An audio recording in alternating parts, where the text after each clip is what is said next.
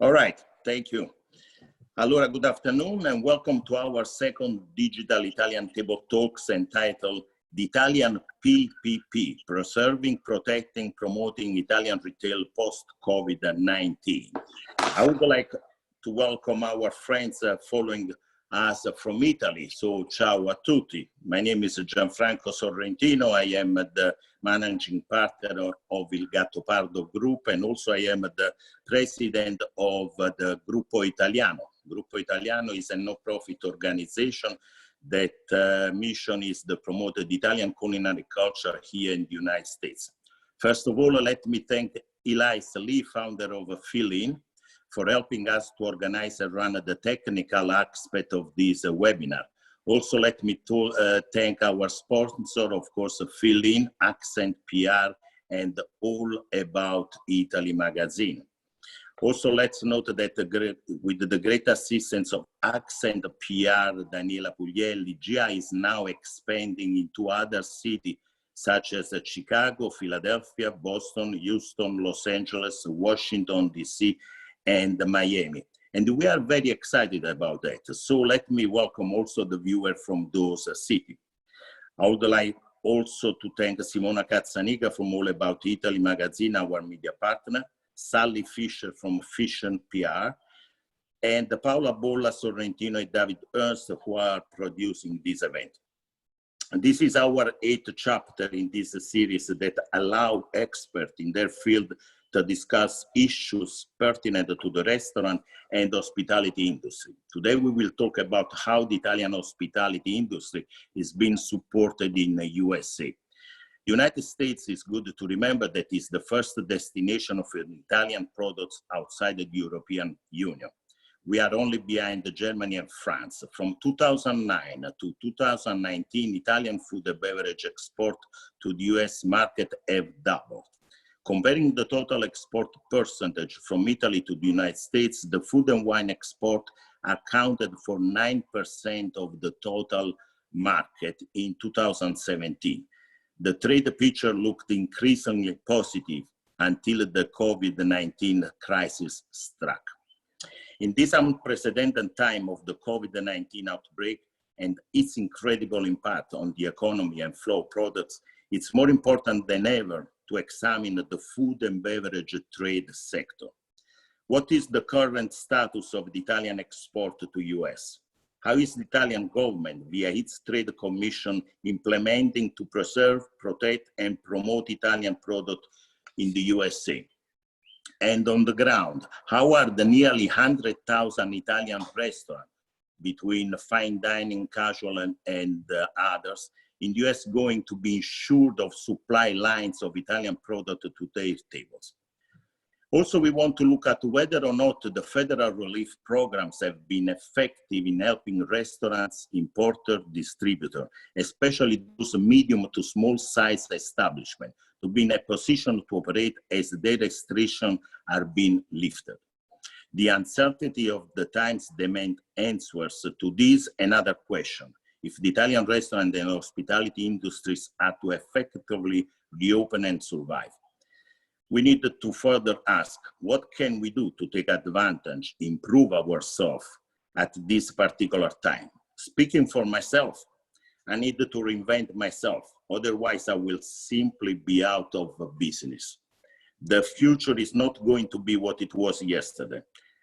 I, as many other restaurateurs, must change. We need to think out of the box and find new ways, new channels, new opportunity. We cannot sit down and return to business as usual. And the new Italian companies that are looking to establish themselves in the US have a chance now because people is more open and prepared to try something new, something different, or even try the same product but under a different brand. But how we can communicate the quality of our products? And do we need to compete on quality or on quantity and price? In our industry, about 75% of restaurants close within the first year of business. No bank finance restaurant because we are the riskiest industry. We typically operate at a very thin margin of profit. Small operators pay the last month's bill with the income of this month. Change must start soon with promoting, educating, and communicating that good food simply costs more. However, this great food is worth the price. Now, let me invite our moderator and panelists. First of all, Andrea Fiano, the editor of Global Finance and the correspondent of Milano Finanza. Andrea is also president of the Accademia Italiana della Cucina. Our esteemed panelists for today's discussion are Dr. Antonino Laspina, the Italian Trade Commissioner. Mr. Antonino Laspina was born in Sicily and graduated with honors in political science from the University of Catania. Mr. Laspina joined the Italian Trade Commission in October 1981. Since 2003, he has been director of each Beijing office and the coordinator of the network of each offices in China. A few months ago, he was appointed the Italian Trade Commission in the United States.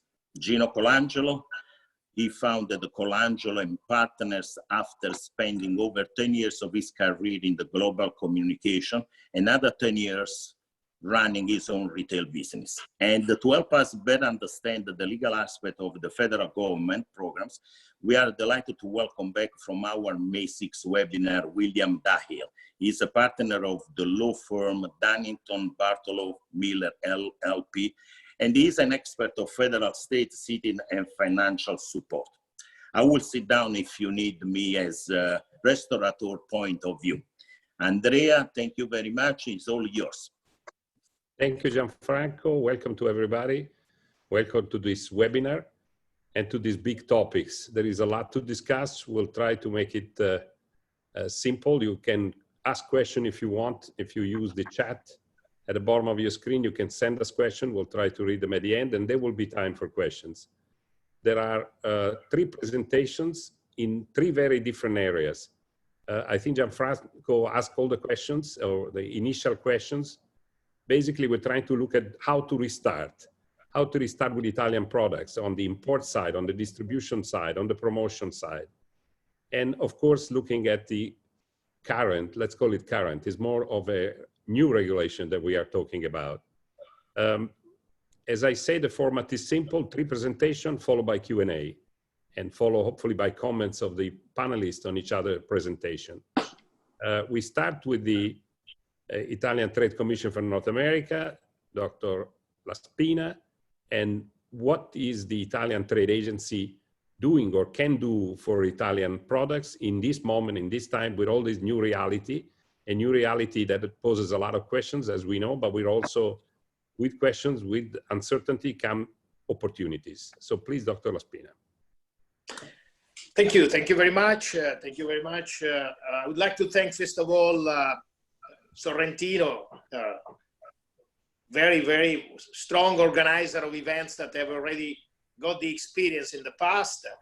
Also, he has made some kind of introduction. He has been able to help my speech because he has been talking about how to restore the activity, and he has mentioned quality. I think quality is a strong base on which we can continue to help the Italian restaurateur in the US to have a transition in a very, very positive way, moving from this period of COVID into a situation that is going to be based on the ability to transfer a kind of good image of the Italian lifestyle, of the Italian restaurants abroad, particularly in the States, because I think that we have to try to take advantage of what is the peculiarity of the Italian restaurant, particularly in the States. Now the Italian restaurant is perceived as a symbol of the quality of the life that Italy is exporting all over the world. Is nothing different from a very impressive flagship showroom of the Italian king of the fashion. A good Italian restaurant, if it's well managed, is based on, I insist, on quality, on a healthy approach, and the way of giving satisfaction, giving some kind of satisfaction to the taste of the people, the desire of the people. Everything into a scheme of enterprise. The Italian restaurant abroad is an entrepreneur, first of all. And that's why it's of great interest for us. Being an entrepreneur, the Italian Trade Commission is very much interested in making it possible and making easier the operation of the Italian restaurateur in the States. What we are going to do? First of all, I think we have to communicate as Italian Trade Commission what is the real image, the real situation of the Italian restaurants in the States. We have to remove some kind of stereotyped images, because today the Italian restaurant I'm talking about, what are the real Italian restaurants, are a kind of platform for the consumption, distribution, let's say the consumption of Italian food. Quality food comes from Italy and goes through the restaurants. The restaurateurs are making a choice of quality. And we have also some kind of calculation that in some specific dairy products, more than 40% of the product coming from Italy goes through the restaurant to the consumer. It's not going through the distribution, the shops, the specialty stores, but simply due to the fact that the restaurateur is very much interested in quality, is sourcing important products, quality products, and this is very important for the distribution of the Italian products in the States. At the same time, with our communication ability, capacity, we have to help the Italian restaurants to get the love of the American consumers. We have to help them, the American consumers, to develop a certain kind of culture for the real Italian cuisine, the real Italian restaurant. By doing this kind of activity, I think we can help the Italian restaurants to reposition themselves into a good trend of the new economy. I already, as Italian Trade Commission, have been discussing in considering actually the restaurants partners. As a matter of fact, we already started at the end of last year a project, I think was for the first time ever, that for the spirits, for the promotion of the spirits from Italy that have been affected by the tariffs of the US government, we have used the restaurants as a way to promote what is a magical moment in the Italian lifestyle, that is the aperitivo, the moment of the aperitivo. Well, we were ready to continue with the second phase. In the future, I think that the activity of collaboration cannot be limited only to aperitivo, but we can envisage, we can work together, we can start new kind of collaboration, because we think that the quality restaurant in the US, Italian restaurant in the US, is gonna be more than in the past, a very valid partner, not only for the Italian Trade Commission, but for the Italian companies that are interested in exporting quality products to the United States. Thank you. Can I ask you, before we pass to the second presentation, I think one of the key questions is also, does this new situation, does this new environment open opportunities for new products, or what we will have to work on, all of us in each different function, is just preserve and try to keep the numbers as they were or bring them back to the way they were, or this opens opportunities for new products, new ideas?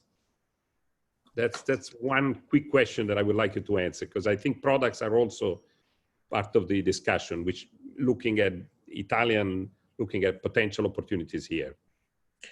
Yeah, I think the scenario is quite interesting and positive for the Italian products in this market. We are perceiving that in the future, the people will be very much concerned, more of what they've been in the past, about the concept of safe food, healthy food. Healthy means that, it's gonna be something like a trendy of healthy approach to whatever you are going to eat, either in the restaurant or at home.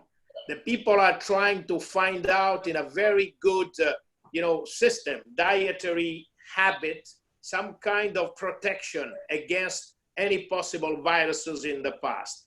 This means that products that are genuine products, products that are, very, very well prepared by the Italian companies in a simple way, without, a lot of preservatives, additives, or other kind of industrial manipulation, I think are going to have in this market, irrelevant of the fact that they are coming from Italy or from other countries, they are going to have a very big market. What is positive for Italy is that we are there. We are in this field since a long time. We have been emphasizing the fact that a good restaurant is a good restaurant because it's a restaurant based on good products.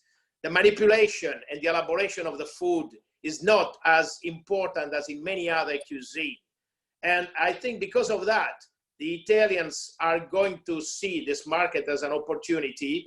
And I think that we are going to see new products coming to the States. We are going to see a different way of collaboration between the restaurants here and the suppliers from Italy, because I think that there will be also a kind of new trend for some kind of dimension of logistics that is going to be efficient rather than huge, giant system of logistics. Because sometimes when it's too big, it's going to have a disruption.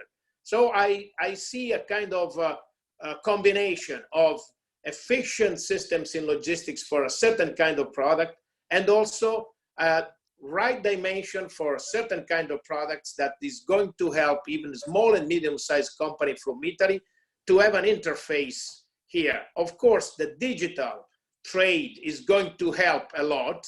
And I think that even in the future, restaurants are going to consider more of what they have done in the past compared to what they have done in the past, the digital trade, because that is also a way of, getting new lines of consumers, new strata, social strata of consumers.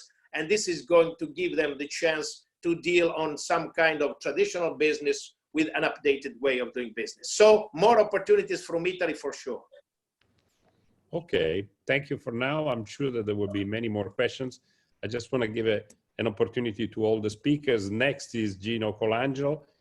This is we switch to promotion, how to promote the Italian food and what is going to change there, what is going to be the new model, if there is one model, what the new, I guess, strategy. Please, Gino. Thank you, Andrea, and thank you, Gianfranco, for inviting me today. What we're seeing in the PR business, in the communication business, is a lot of opportunity, actually.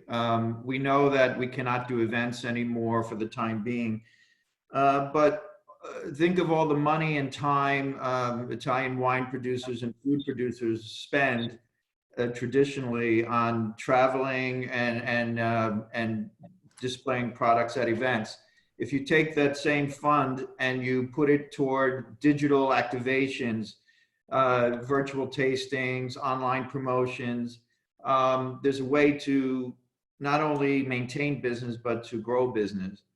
We're seeing a lot of, in our industry in communications, we're seeing a convergence between communications and commerce. What I mean is, we can do online promotions with wine.com, for example, where we not only promote a brand, educate people about quality of product, but then we sell it.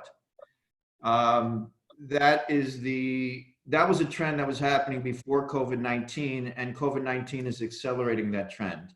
I believe the future of communications is to drive closer to the point of sale. And I think this convergence of communications and commerce is actually a great thing for wine marketers and food marketers from Italy. We are seeing that Americans are replacing a lot of their previous on-premise purchase with e-commerce and off-premise. And they are buying brands that are most familiar to them. So the brands that people aren't shopping so much as they're buying, right? They're not browsing as much as they're buying. So Italy as a brand is very popular in the United States. We know it's the most popular imported wine with over 30% of the import business. We know that it's the most popular restaurant business in the United States. So, and Mr. La Spina, as head of the Italian Trade Commission in the US, Italy, to promote Italy as a brand is a service to all Italian wine and food producers, because the more familiarity, the more purchase in this era of online shopping and curbside delivery and home delivery. In terms of communications, there's a huge opportunity now for producers of wine and food to talk directly to consumers. Platforms such as the one we're using today allow users to get, American consumers to have a visceral experience with a producer of a wine. We've done tastings, that's, for example, with Lamberto Frescobaldi, with Oscar Farinetti, with Marilisa Allegrini. And now people who have for years seen the Allegrini name or the Frescobaldi name on a bottle can actually speak to Lamberto Frescobaldi. That's a thrilling proposition for consumers. So as much as COVID-19 is tremendously disruptive, and frankly, Gianfranco, for your business most of all, it does create opportunities, as you said, Gianfranco, at the beginning, for people to reinvent themselves, for companies to communicate in ways they couldn't before, to sell product as well as build their brands. The three-tier system is being relaxed in many ways, if we talk about the wine business and the spirits business. And by the way, my agency is working with Mr. La Spina's office on that spirits campaign, and it's going quite well. But there's more opportunities to ship direct. There's more opportunities to sample direct. Channel conflict, that's an issue that many brand marketers worry about all the time. And there's less concern now about channel conflict, meaning you can do business through your traditional three-tier, but then you can also sell direct to consumers through platforms such as Vivino or Wine.com.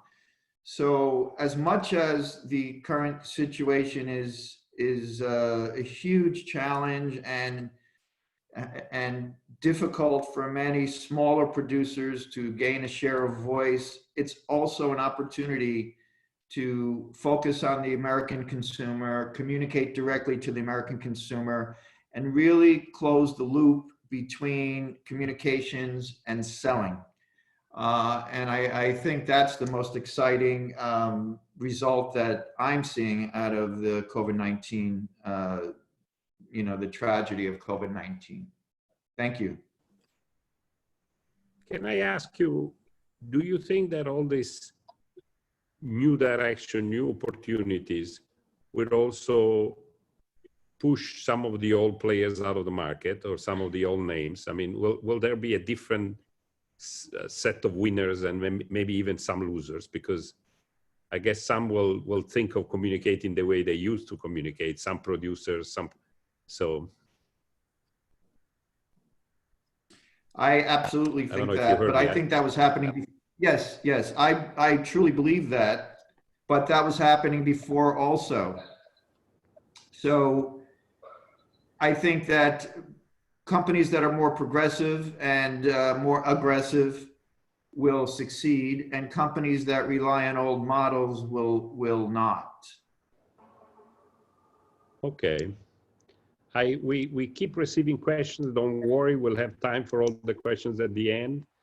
To the panelists, send them. We'll try to read and ask them as many as we can. I just wanted to make sure that we start with the presentations. The last presentation is by Mr. Dayhill. We mentioned that this is the legal side of the story, which is a very important story. I think the title of this webinar, PPP, is not an accident, even though in this case, PPP has a different meaning. We know for most of this industry, and not just this industry, for most companies, at least in the US at the moment, PPP has a different meaning. So let's look into it a little bit further. Please. Thank you, Andrea, and thank you again, Gianfranco, for inviting me to participate. Just very quickly before I start talking about PPP, Just because I am an attorney, I just have to do a quick disclaimer. This is a general discussion. Should not be considered providing legal advice. Any advice has to be very specifically tailored to particular circumstances. This also could be considered in some places attorney advertising. Now there I've said my legal piece in terms of disclaimer. So PPP, yes, it's three letters that have been on people's, any business people mind for the last 2 months. Started off with what seemed like a complicated yet tremendous opportunity provided by the federal government to permit businesses a way in which they could use significant resources in a manner to help keep their business functioning and get forgiveness of what starts as a loan, but then would be forgiven. And there was an initial rush, a lot of money, the banks went crazy. There was obviously a lot of news and coverage about what happened with some people, such as whether it's Shake Shack or the Los Angeles Lakers or Ruth's Chris. They got these loans, and then the question became, why did these people get loans? Many small restaurants or smaller businesses didn't. After that was being addressed, the program reopened again with some more funding, and many people were able to get their loans. And in fact, the program is still open at the moment. The problem is for people who are running a business, such as most restaurants, particularly those in the New York area, but other places as well, is that you now have this money that you worked hard to obtain, but you need to spend it within an 8-week period from having received it under the current rules in order to get the forgiveness. Otherwise, what the money you received may be converted into a loan. And Gianfranco mentioned earlier the difficulty with lending that restaurants can have and the thin margins on which one operates. And so it raises a concern. What do I have this money now? What do I do? Literally speaking, the way in which the program works, and for this is whether you're a restaurant or not, would be to get the forgiveness to require you to spend the money now within the 8 weeks after you've obtained it, and spend the money on the right purposes, which is 75% to payroll and up to 25% for things such as rent. Problem is you're not open. You don't have, why are you going to spend money and spend money to employees who aren't currently working for you? Many of whom are on unemployment and maybe getting a better deal on unemployment than they would if they were brought back under their average wage from the prior time period. So this has created a dilemma for a lot of businesses. And what do I do with this PPP loan? And then there was good news, but then there was bad news. The good news was that, as was reported by the New York Hospitality Group last week, is that there was a Senate and House effort to put in amendments to the PPP statute, which would do a number of things. It would extend the program to the end of this year, as opposed to the end of June, to the end of this year for rehiring. It would extend the loan term to 5 years from 2.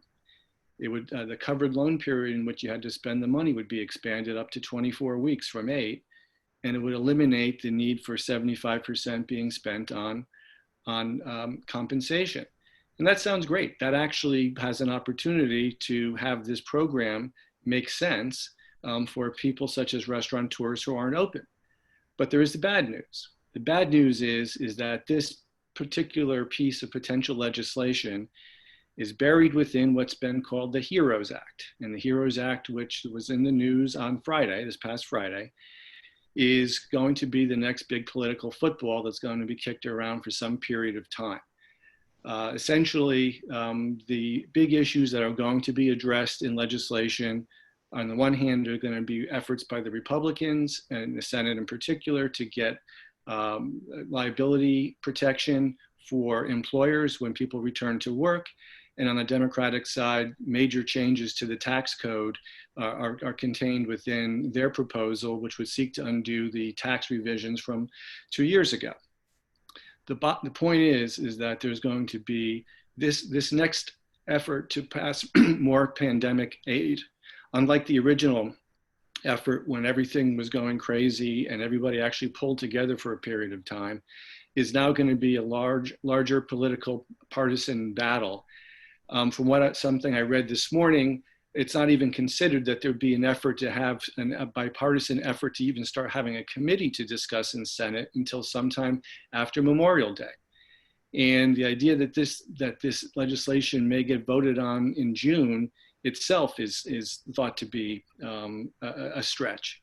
As the bill that was passed by the House, and it's important to note that the House barely passed it, 16, I believe 14 or 16 Democrats voted against it.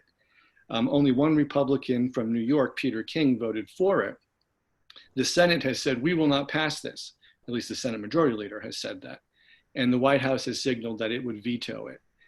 So the concept that there may be an opportunity here to do sensible amendments to what is potentially a very important piece of legislation, the type of legislation that had the potential to impact in a positive way, a very broad number of employers and their employees, a significant part of it may end up not really working as it was ever intended. If in fact we get by June 30, there is no new legislation passed that impacts and changes the rules. And now people who have this loan money have a decision whether they make a very large payment to all of their employees on June 29. But I think there's other things that folks can consider. And again, these are things for consideration. All of these things require your examination of your own circumstances, speaking with your tax advisors. But one thing to keep in mind is that if the money is not spent within the forgivable loan time period, it can be returned without any prepayment penalty, and interest doesn't begin to run for 6 months. So one thing to consider, again, it's only a consideration, is if you prefer to spend the money and have it forgiven and have it be done at a time when it makes sense, let's say hopefully by late fall, early winter, but again, it's still a guess. But then if you don't spend the money at all till that time period and there is still no change in the statute, you could still return the money, and an opportunity would have been missed to use the money for productive reason, but you wouldn't also be on the hook for a loan. That's just one thing to give consideration to. The other, like I said before, is people may wait and see in June if there's not going to be a change to the legislation. That's when they may decide, okay, everybody is going to be invited back on payroll. I'm going to make my expenditures. The employees who decide to return, and by the way, some employees may say, I don't want to return. And again, return is kind of in air quotes because return means they're going to accept a paycheck unless and very unlikely that they will actually be working because restaurants can't be open, at least not in the traditional sense that you would normally be staffed up. And while there are some restaurants that can do curbside, there's some restaurants that can do delivery. And again, I'm thinking really more New York, but I'm sure some of this is applicable around the rest of the country. But that doesn't, fill most of your staff back up, and not every restaurant as it's currently configured is set up to operate in that manner. So the short answer is it was a very good idea that was put together in a very quick manner that it turns out doesn't really work for everybody. And right now a solution to that potential problem, at least fixing it so it gets its maximum beneficial use, seems to be caught up in what may be a very long and dragged out fight in Congress. So on that very upbeat note, I'll stop. You were very clear, but it sounds like a very complicated situation. And I think I had a question in mind, but I think somebody in the industry is asking it probably more clearly than me, is Rosario Procino, who's asking, how can it be possible to change PPP rules while there are companies already in the 4th week that have spent their money according to initial regulation that would bring to forgiveness? In other words, wouldn't change things be more confusing and even unfair? Because you started obviously as a lawyer explaining what kind of presentation you make. I mean, that's a legal thing that you have to do. But I wonder if somebody knocks at your door now and is asking you what to do, what kind of advice is the advice at this point? Wait and see whether you receive the money or not. Well, I don't know that you can apply now, but for those who have received the money, with this changing rules situation? Is just a matter of wait and see and look at your fiscal position, or? So first off, you can still apply, at least at the moment. So typically speaking, what would need, the important way to view this analytically is whether at the time you are acting or you are spending, let's say, it is consistent with the way that the law existed at that time. Generally speaking, for example, from the little bit I've seen of the proposed amendment to the law, if in fact it was changed that you could wait until the end of the year to spend the money and still be forgiveness, that would not mean that somebody who already spent it under the current rules and regulations is losing anything with regard to, you know, what rights they had. It just means they may have spent it at a time when it was less productive, but it wouldn't put them in a penalty circumstance. Thank you. There are many questions. I would start with a question that happened to have been the first one, at least in one panel, one segment. And I think is a crucial question considering the audience. We should also look and discuss what is the outlook for importers and distributors of Italian food, because we know that the Italian Trade Commission is not in the business of helping restaurants financially. That's not what the Italian Trade Commission does, or Italian Trade Agency, to be more accurate. Is the promotion of Italian products and industries. But as far as the importers and distributors, are there specific plans, Dr. Laspina? Are there specific things? And let me add, maybe because at the end of the day, we are also all consumers, I don't think it's that obvious to what extent products are coming in or will be ready to come back, all of them at the moment that this is possible. I mean, as consumer, frankly, and as Italians, those of us who are Italians, we know that there are no flights and there are many rules as far as flying to Italy. But as far as the products, can they all come back? Will they all come back? And more specifically, talking about distributors, not just restaurants, what can be done? What will be done? Are there specific plans? Some of these people import only Italian food, only Italian products. Thank you.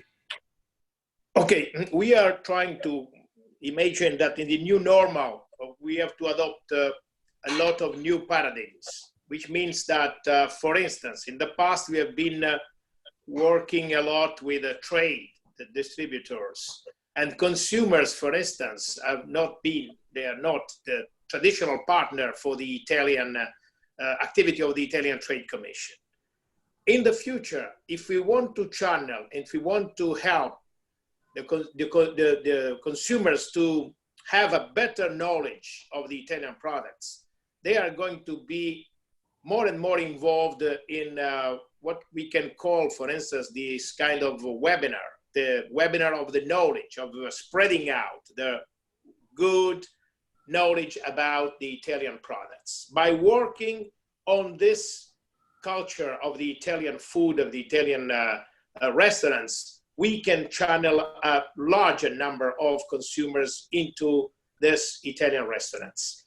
As far as the trade is concerned, we, in the few years, the past, we have been focusing on the organized distributions. We have been selecting big companies with several outlets in different parts of the country. And by working together with them, we have made possible for the importers to find the places where these goods were more and more sold to the American consumers. What is new in the future is the fact that we are going to move out of the traditional places where we have been working quite a lot, such as the tri-state, for instance, New Jersey, New York, and Connecticut. And we are considering going around in other important metropolitan areas in the States, where we know that there is, I think, a considerable amount of potential consumers with a good education, open to something new culture, and with big pockets, able to buy quality products that are coming from Italy. And by combining all these new elements, we think that we are going to offer the people in the trade more opportunities to sell the products that they have been importing from Italy in the last years. I think we have to combine the activity of the Italian Trade Commission with the activity of the private sectors. It's by working together, public and private, that we can develop a new paradigm of promotion, of communication. We need to communicate more about the peculiarities of the Italian products, and also we need to have the traders, the people of the business, much more connected with the Italian Trade Commission. Of course, we are confident that once the exhibitions and the fairs are going to resume the activity in the States, we are going to have again the important platforms on which we have been able to build our activity. For instance, everybody knows how we are going to suffer in coming months because of the cancellation of the summer fancy food in New York. But we are trying to come out with some kind of what we call the phygital events. We are considering the possibility that even at the very small level, we can connect the trade and the Italian companies by having webinars or by having small exhibitions of Italian food with a tasting, when it's going to be possible, in the areas where usually we have not been able to go. And I insist, the model of the promotion of the spirits that was, I think, quite successful, it can be considered also for the promotion of other segment of the Italian products. We can consider that in the future, some specific and typical Italian products that we think are going to have a good acceptance into this market could be considered for specific promotion into the restaurant lines of business. So by introducing this element of new activity, I think we are going to be able to develop a new scheme. What we need is a new scheme of awareness in Italy, because the Italians, they have to consider in a different, totally different position the restaurants, Italian restaurants in the States.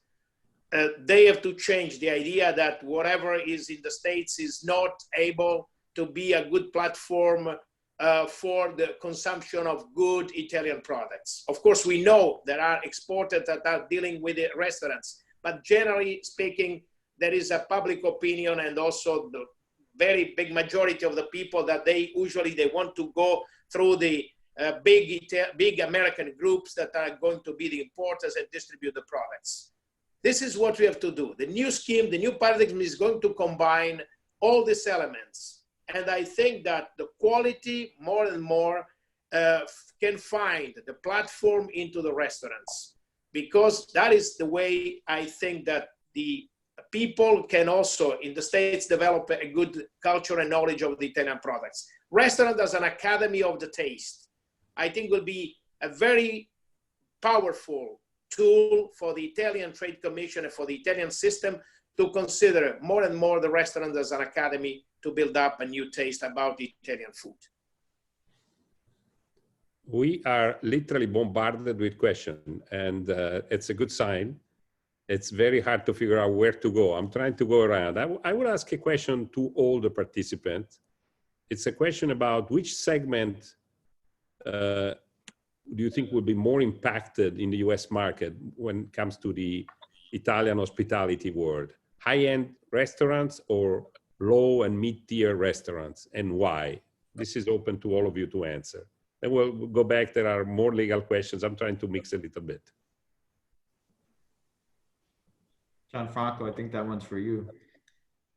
I thought it was for you, Gino. Go ahead, Gino. I think that I don't know that it's going to be a matter of high end or moderate or low end. I think it's about restaurateurs like Gianfranco reinventing themselves in new ways, with safe space, with some combination of delivery at home and eat in. I think it's the restaurateurs who are able to reinvent themselves to suit the new reality.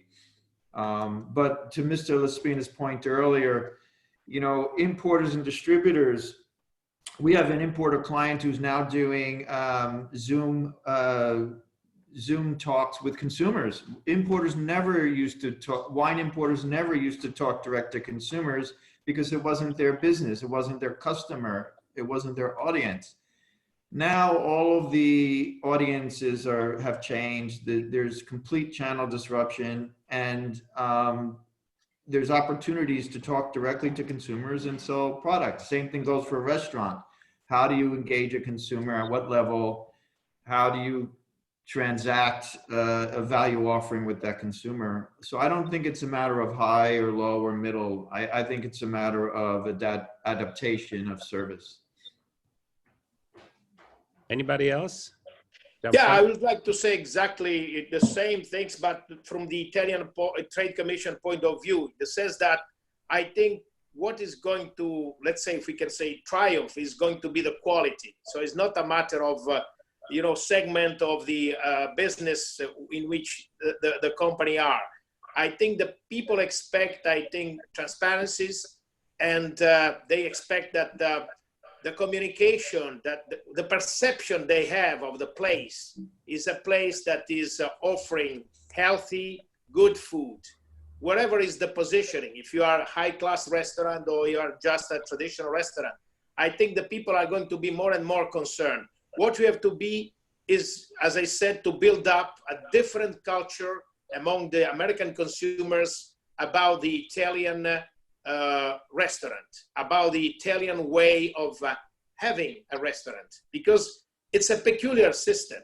We can talk about restaurant, everything is a restaurant, but the Italian restaurant has in the walls of the Italian restaurant a very, huge quantity of the Italian culture, of the Italian way of life.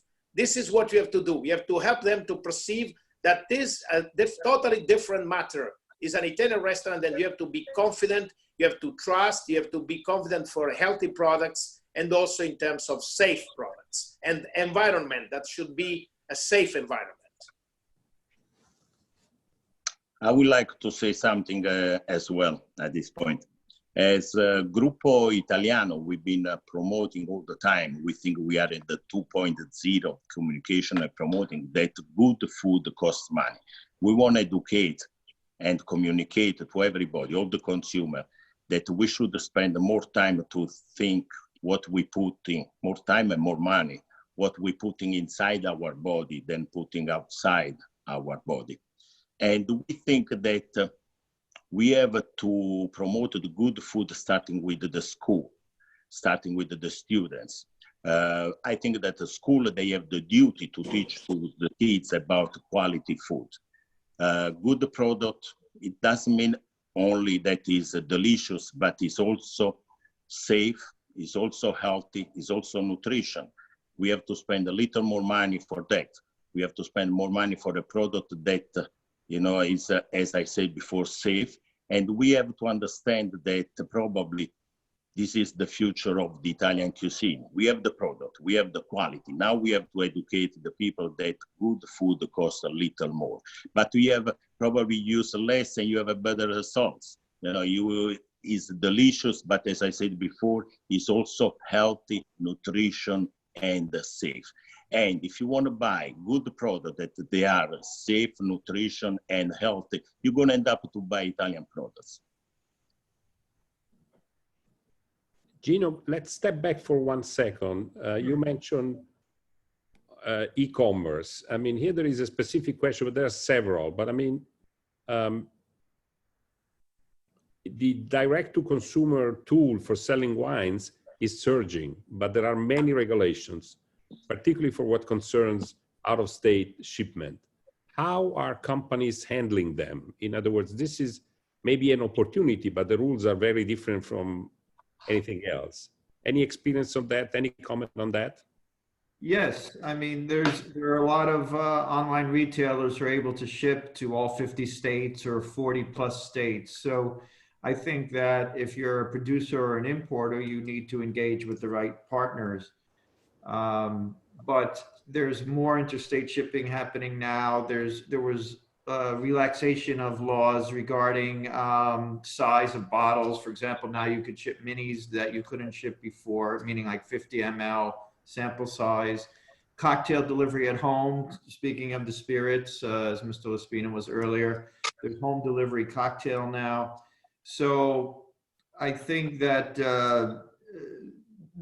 even before COVID-19, there were some recent Supreme Court rulings that were starting to relax interstate shipping for wine and spirits. And since COVID-19, there's been more relaxation of certain rules. So if an importer or producer can find a license holder to sell direct in almost any state, it's just a matter of partnering with the right people. On this, there is not a question, but a comment, an interesting comment from Houston, from the Italian Chamber of Commerce in Houston. They're planning Zoom tastings with buyers, products on hand, and the comment is restaurants are a perfect place to do the same with consumers. Small theaters of taste and quality, restaurant could also become sourcing points for ingredients. That's certainly a new way to look at it. But just clarify, we talk about wine, we talk about platform e-commerce. If this grows so much, will this affect the habits of people buying wine and spirits in person? Well, there's going to be a certain number of dollars spent one way or the other, whether that's on-premise, off-premise, or through marketplace. I think the traditional definitions of on-premise and off-premise are changing anyway. Restaurants can now sell wine direct to consumers by the bottle in New York. That was never legal before. Marketplaces like Vivino are referring customers to any one of a number of, or visitors to their website to any one of a number of sites that can sell the wine. So again, there's a lot of channel disruption, which is risky, but also creates opportunity for marketers who are quick enough and astute enough to see the opportunities. Dr. Laspina, this one is for you. It's a comment, but there is a question there, or I'll add the question to the comment. The most important resources of the Made in Italy are, the most important resources of Made in Italy are given by the thousands of artisans and small enterprises from our entire peninsula. This craftsmanship from many sectors risks to disappear if importers and distributors will not be protected while they support the pipelines of the distribution. Is there a risk in your opinion? Do you see anything like this? Would the artisan and small enterprises from Italy be affected negatively more than others, bigger ones, by this new situation? No, actually, I don't see this kind of risk, because the possibility that the big digital players, for instance, they could overcome, or they could have some negative impact on the business of small and medium-sized companies, this not occurred in the past. Actually, what we are doing, for instance, we are going to start a promotion with Amazon as a digital, promotion on Amazon, and we have been selecting companies that are exactly the representatives of this kind of Italian peninsula, small and medium-sized companies for three sectors. That is furniture, the food, and fashion. So we are very sensitive about this kind of problem. And just to prove that we are going to support the small and medium-sized companies, more than 300 companies of this group of 600 companies are going to be, since the beginning, with zero export. So this is a support for companies that up to now, they have not been able to get in touch with the US market. We are confident on the fact that there will be a different combination in the market. There will be the big players, medium-sized players, and sometimes the medium-sized player is going to be a quality player. For instance, in the promotion of the food that we are going to start in the coming months with different players and in different areas of the country for the distribution of food and wine, we are going to select companies that are going to give us the chance, and they are going to confirm they are very much interested in developing the business from moving the business from totally offline to a business combined with a business online. With a business online, we have the chance, the possibility to introduce the products of small and medium-sized companies. And this is going to be, I think, the scenario in the future. The quality, the Italian quality is in the companies that are, as has been mentioned by the people that asked the question, we know all along the peninsula. And we are very much confident on the fact that we have the schemes, we have the tools, we have the patterns to continue to introduce these small companies into the US market. Thank you. We're running out of time, but obviously this sounds like when you have a moving target. There are questions on two sides of the screen. There are a lot of legal questions, and I would ask two of them. One is, can PP money be paid retroactively? For example, if the funds were received May 1st, can a company pay 7 weeks of payroll in the last week of June? Another question comes from Michael York. How does the EIDL loan program differ from a PPP program? When and how should these monies be spent? Okay, those are, two very good questions. So the first question, I'm going to provide the best guidance I can based on the way the statute's written, but this kind of falls into the category of I don't know that anybody anticipated that it would work this way. Right now, there's nothing in the statute that as written that would prevent somebody on June 28th making a payment for the last 8 weeks in other words, to cover the time period, the 8 weeks from when the loan was issued. Okay, there's nothing that's written in the statute that says that you have to spend it out week by week by week. It says you have to spend it within that 8-week period. So I think a valid analysis is that you could make that payment at the very end. But again, I'm sure when the people drafted the statute, they weren't thinking that that's the way it was going to go. But without anything saying you can't do that, my advice to people when I've been speaking with them generally is make whatever you do it in a good faith basis and a good faith understanding that you are trying to comply with the law. So that if you're ever challenged, what you would explain is why you did it. It wasn't because you were trying to do something with the money inappropriate. It's because you were trying to wait to see if there was a change in the law that could make it more effective, but you still spent it within the 8 weeks. That's the way I view that particular piece. The last piece on the EIDL is a very good question. Right now, folks probably realize that program is not operating, or at least it's not taking new applications, I should say, other than for agriculture, which does not extend, it literally is farms. It doesn't extend to places that sell food or such as restaurants. The two programs, that has a broader use of funds that can be used. It is not as narrowly constructed. It can be used for not only for a much broader terms of how you can use it, but over the period of time you can use it. But you have to remember, if you go for an EIDL loan, when they become available again, one, you are going to have to provide security. Two, almost certainly you're going to have to provide a personal guarantee. And that's just something to make sure people understand that it is far different than the nature of the loans that have been available under the PPP program, which were easy to get, required no personal guarantee, required no security, but of course, now as we know, have a very limited way they can be spent.